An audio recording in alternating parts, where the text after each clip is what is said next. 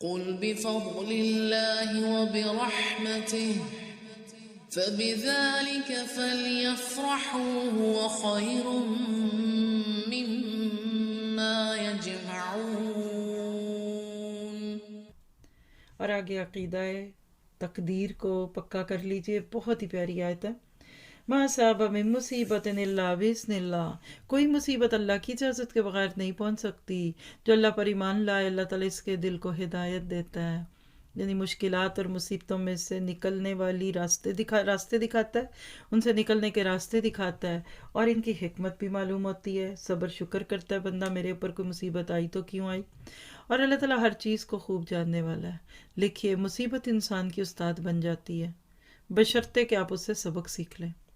پچھلی صورت میں حدید میں آپ کو یہ ٹاپک دکھایا، پچھلے پارے میں، تقدیر پہ ایمان راضی رہو، جو مل گیا، جو تمہارا تھا وہ تمہیں کوئی نہیں لے سکتا، جو تمہارا تھا نہیں وہ ملنا نہیں، فلا تاسوا علی ما فاتکم۔ ہاں، یہاں یہ اس سے کیا پتہ چلتا ہے کہ قرآن سے جڑنے کے بعد بندہ تقدیر پہ بھی راضی ہو جاتا ہے، اور اسی سے تو سکون اور خوشی آئے گی۔